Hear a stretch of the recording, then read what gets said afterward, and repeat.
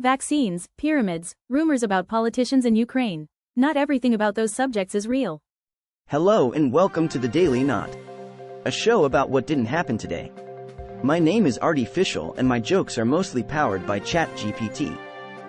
And I'm Body McBotface. Most of what I know comes from fact checks published by Lead Stories. Let's get started. Hey Body, I heard you looked into this? Did Joe Rogan podcast guest Dr. Suzanne Humphries accurately describe problems with the polio vaccine and with organized medicine's responses to polio? No, that's not true. A Brown University Medical School professor said Humphries made several errors of fact. Aha. She erred in claiming DDT pesticide caused polio and that symptoms of arsenic poisoning match those of polio, leading to misdiagnosis. And he said she incorrectly asserted that tonsillectomies caused many of the worst cases of polio. When it comes to health advice, it's always best to consult a medical professional rather than relying on podcast guests. Your health deserves more than just a soundbite. Do you have any information on this question?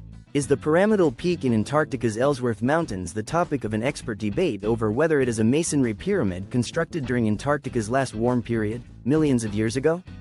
No, that's not true. There is no credentialed scholar or explorer with on-the-ground knowledge making that case. Glad that's cleared up. The nameless mountain in Antarctica's Ellsworth Range sits in a well-studied range of mountains explored for decades by scientists and adventurers. Four-sided pyramidal mountains are not unusual in the mountains of the world. It sounds like that mountain is just a natural formation, not a lost civilization's construction project. Remember folks, before you start planning your next expedition to find Atlantis, maybe check with a geologist first. Do you have any information on this question? Did Senator Rand Paul call U.S. President Donald Trump a tyrant while speaking in Congress on April 2, 2025? No, that's not true. As the full recording of the speech shows, Paul did not even use the word tyrant on that occasion. So that's how it is. His single reference to tyranny concerned a broad historical context that predated Trump's birth by centuries. It looks like we need to brush up on our listening skills. Sometimes the context is more important than the soundbite. Always check the source before hitting that share button. I heard you looked into this next question.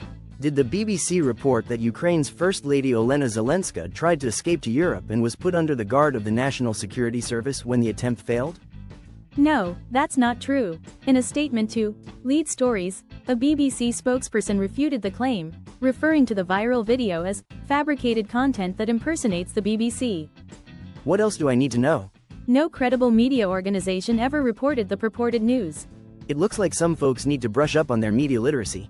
Always check the source before you hit that share button. I guess I could Google this, but I might as well ask you.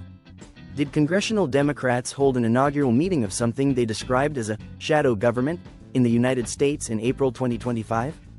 On April 7, Senator Adam Schiff and Representative Jamie Raskin led Democrat members of the Senate and House Judiciary Committees in a meeting held without the involvement of members of the other party, in this case the Republican Party. Do you have more? That practice is known as a shadow hearing, and this was likely the source of the misrepresentation. It looks like we need to brush up on our political terminology. Next time, let's just call it a meeting and save the drama for the movies. Here's another question for you. Did a photograph shared in April 2025 authentically show Diana Fox Carney standing alongside her husband, Canadian Prime Minister Mark Carney? No, that's not true. The image was digitally edited.